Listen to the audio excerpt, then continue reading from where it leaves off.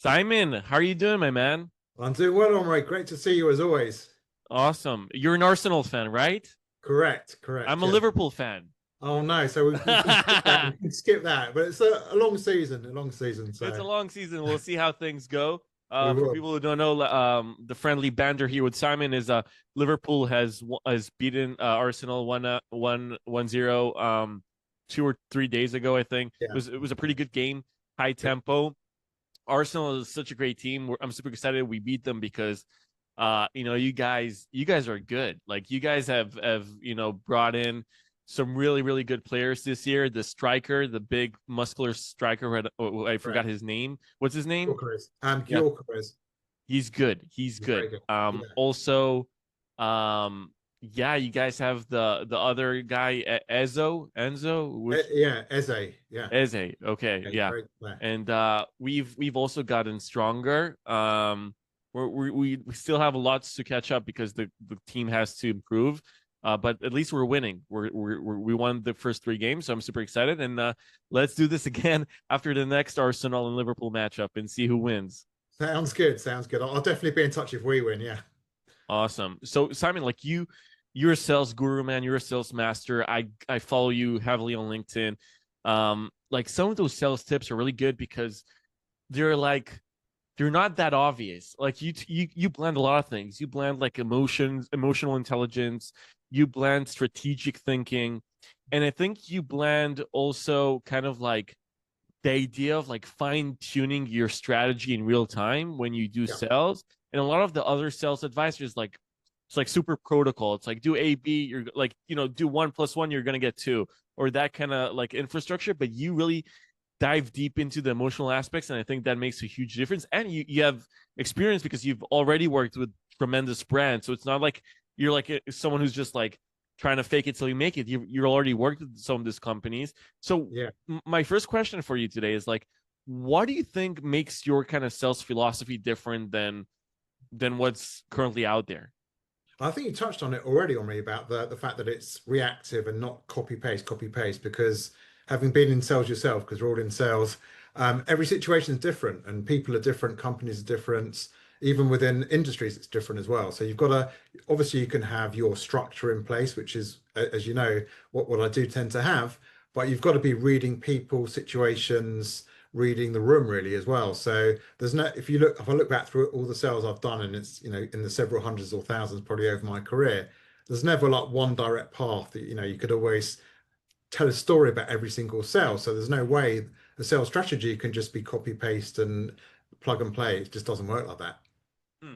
You've your whole family has been like a sales family, right? Like you put in a Yeah, post on LinkedIn where you like your grandfather or something like that was in sales, and you also had that like tailoring thing, that correct. article. You Yes. like you already you understand sales like from the origins of it, and not just like B2B sales. How different is like day-to-day sales, like for example like someone who's trying to sell you a car or someone who's trying to sell you a suit, compared to how lots of B2B professionals try to sell? Because me and you, we're in the B2B business, and I'm trying to Yeah. understand if kind of like obviously there's lots of different factors, but is the principles the same principles? I think that they are. I mean, I was very happy I cut my teeth on selling directly, as you've alluded to. So the first product was jewelry, selling to jewelry stores, particular line of products. And then, as you said, in the tailoring industry. And you're very much developing your own pipeline, and you're hearing no face to face. Like if you get rejected, you're getting rejected in person, which is a great grounding. It's a great way to, as you say, read people and read situations. So that's a good foundation. B2B, as we both know, is much more technical, and there's a lot more going on. And often, especially in B2B, you're dealing with multiple personalities, and even sometimes the decision maker isn't in the room. So how are you able to influence a sales process without speaking to the person that's going to write the check and sign off on it? So it is more complex, but I think some of the outreach strategies, the closing strategies are the same if I'm selling you a car, a watch, a suit, or if I'm selling you a SaaS technical product as well. You consult a lot of brands. What is like the playbook? Of course, it's everyone that has a different kind of playbook, but in general, what is like the playbook that's working right now in terms of like take me through the whole funnel? Like is LinkedIn outreach still a thing? Is like, cold outreach still a thing? Maybe there's new AI tools that are helping people close more deals. Like, is Gong as effective as you think it is? Is like other AI kind of counterparts effective as we think they are? Is like AI SDRs effective? Like, there's so many like different Yeah. jargons and buzzwords in this kind of landscape, and I'm trying to get your like understanding of what you think is actually working. Yeah, it's a great question, Omri. So it even changes week by week. Things are moving so fast, as you say, in the AI space. So cold calling, I don't believe it's dead. It's still got a place. You've got to pick the industry. There's no point calling a CISO in some ways because they're probably the most over-vended space out there. So they're getting pummeled left, right, and center. So they're unlikely to just pick up a cold call and agree to a meeting off the bat. So you've got to pick your industry, pick the decision maker within the industry. LinkedIn, across the companies I work with, still has a very strong place. And actually, there can be some good AI automations within the LinkedIn space, but generally much less crowded than email because you're getting typically less messages on LinkedIn in an average day compared to your email. People are living and breathing LinkedIn as well in their own industry. So the sorts of decision makers that my companies are working with, they need to be on LinkedIn just to know what's happening in their industry, to build their network, to recruit. So it's still, I'd say, a very valuable tool. In terms of AI, I mean, it's got a real place today. So people who maybe weren't very good at reading an email, understanding the nuance behind it, can pretty much drop that email into an AI solution, ask what the intention was, and ask to draw up two or three different responses: the casual response, the very direct corporate response, the very gentle response. So I think it's helping a lot of salespeople in terms of managing their day and giving them almost like an extra ear or an extra point of view to lean on. Hmm. Do you think all those metrics that like Gong has, where you can see, how much and I know you've been involved with Novicy, who is a former client of ours before they Yes. got sold to Lucia. All those statistics, right? Like, do you think they are as effective as the company selling them claim in terms of me and you're talking? Is it Yeah. really important for me to analyze your like facial expressions in real time? Is it that effective? Is someone who's like highly charismatic simply highly charismatic and he would be able to own the room no matter what? Like, I'm Yeah. trying to think if it's more, if there's actual room for those type of features and statistics and analysis, or is it just kind of like additional buzzwords or additional metrics that are not going to be as important to the sales, to actually closing deals as one thinks they are? I think it does have its place. I know Gong as a tool very well, again, working with lots of companies that use Gong to a good effect. Um, I mean, I'm a very big believer in data around a sales process. We talked about sports and football at the beginning, and if you look at how football's changed compared to 10, 20 years ago with the level of data, how much someone's run, how many passes they completed, that never existed even 10, 15 years ago. And the reason why it's so valuable is because you can read a lot into that. So I do think data's got a good place within sales anyway.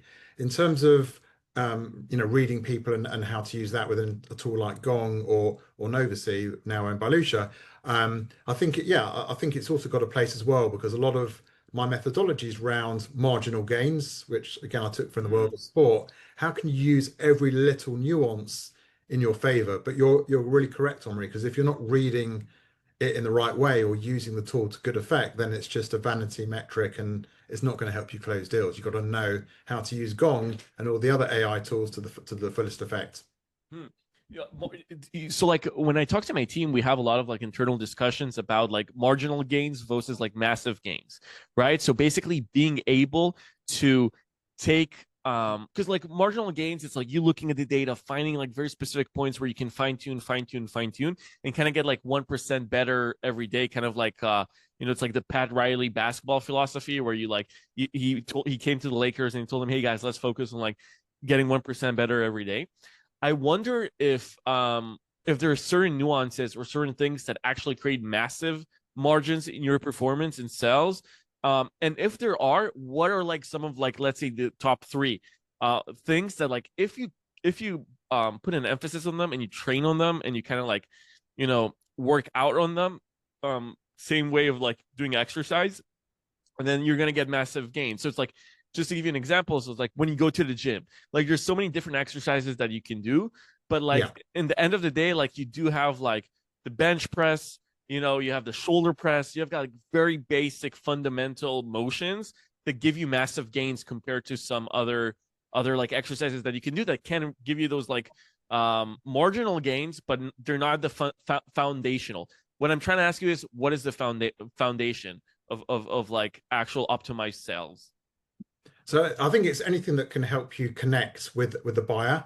And we talked already about how B2B sales is more nuanced and complex because you've got to get on with different personalities. They might be moving in and out of the sales process as well. So one of the ways to do that and a good marginal gain, which is very beneficial, for example, is to turn your sales pitch into a story. And I know you're excellent at being in the PR world and having to tell the PR story of your clients, which obviously you do to a tremendous effect. It's the same in the sales process. How do we connect rather than pure stats and data? How do we build that connection, that memorability? And a lot of it is through stories. A lot of the work I do when I'm helping companies, especially initially, is eking at that story. How do you connect with someone? And we're all used to the stories, like when we were kids growing up being read stories. We're used to the stories through Hollywood with the beginning, the middle, the ending, etc. And any type of sales process should really follow that process. So that's, I'd say, a very good thing to do in terms of marginal gain that a lot of companies aren't really doing effectively. And I think to sort of fast forward to the end, another marginal gain, and again, I see a big variety in terms of ability to do it, is closing. Like how do you actually get the deal over the line? Are you very hesitant? Are you like quite pushy? You've got to know the personalities. We spoke before, you mentioned about, I talk about psychology in sales. A lot of that's about reading the room, the personality. There's no point me trying to sell very gently to someone who's a decisive decision maker and just wants the facts and figures quickly. So I've got to better mirror that type of behavior. So closing, everyone thinks obviously that's how you get the deals over the line, but there's lots of nuance and skills within the closing itself.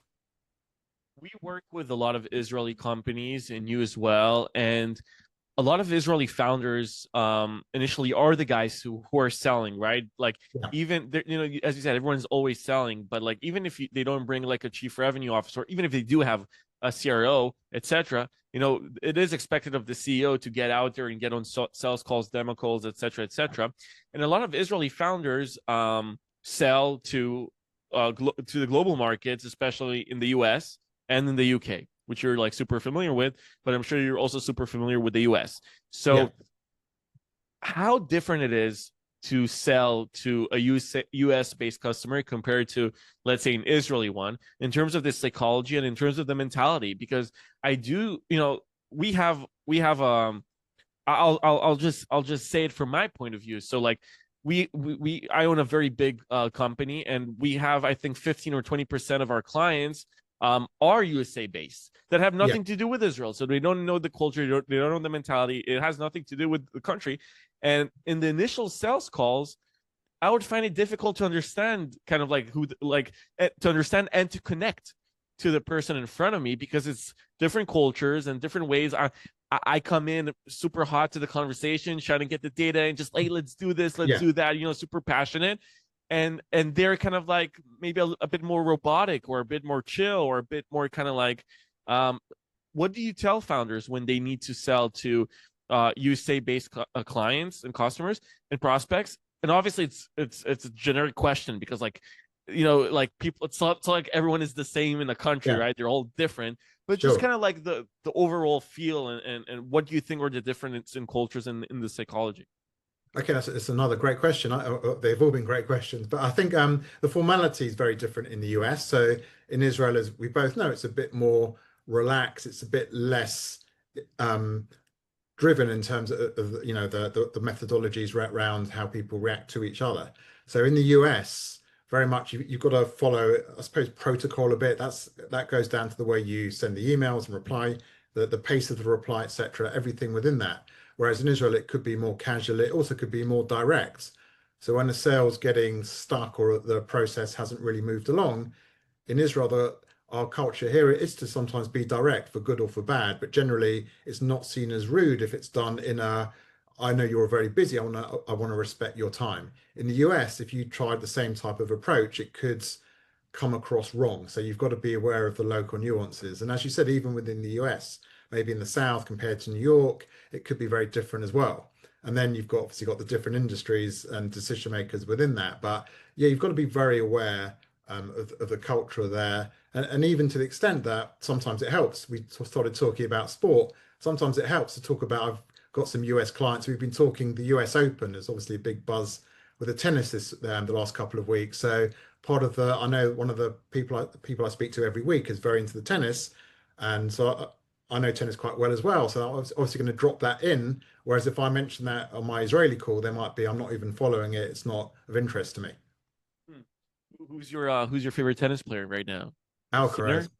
Alcaraz. I'm definitely in Alcaraz. the Alcaraz camp. I like the flair. I like the. I find Sinner a bit too robotic. He's more like Djokovic like, and I was always more into Nadal, etc. So I'm Yeah. watching the Alcaraz camp. Beast. He's a beast. He comes in, he rips it off, huh? He's a Correct. great player. Yeah.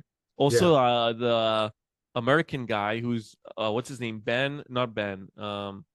What's the guy? The new Taylor. American. Taylor. Which? Taylor. No, that's Taylor Fitz. Yeah. Taylor is very talented, but there's another guy, Shelton, Ben Shelton. Yes. Ben Shelton. Yeah. Yeah, Very good server. he's a Very big good server. beast as well. He like plays like super intense. I like those type of players. Yeah. Uh, he's really good. Um, and I like the German guy, who's ranked number 3 now. I forgot his name. Can't remember. Can't The remember. third guy, yeah, he's really good. Anyways, so when if you okay, so I have another question for you, and this one has like lots of like statistics and layers to it. I'll explain. Sure. When like when older generations, we'll call them that, like okay, we'll say it differently, like 20 or 30 years ago, like the classic salesman would be a guy who would jump on a plane, go visit the client, sit with the prospect before they're a client, go visit them again once they become clients, go to the hotel, drink a martini in the bar, try to, all those kind of stuff, all those kind of like things. And today, lots of sales is going through Zoom, right? Like Zoom calls like this, because super efficient. The question is about effectiveness, which I'll ask in a bit. But it certainly seems more efficient in terms of time to conversation ratio, and and also tech moves super fast. So sometimes someone wants to close the deal super early, like send me the contract, send me the DocuSign, let's run the numbers, more than they care about like the personal connection, just because tech is like, and startup landscape moves super fast. Do you think there is still a place to be that old-fashioned jump on a plane salesman? And is that more effective than doing the Zoom game? Or are you kind of like a guy who's like, lock yourself in a room, Zoom from AM to PM, and just run the numbers and run like the statistic motion around it? I think ideally, I would still do it the old school way, because I still think that old school meeting up in person, the rapport you build is generally much better and easier and more natural than it is over Zoom. As you said, practicality wise, it doesn't work in terms of you can't do 5 meetings a day in person versus on Zoom. You can do it different time zones, etc.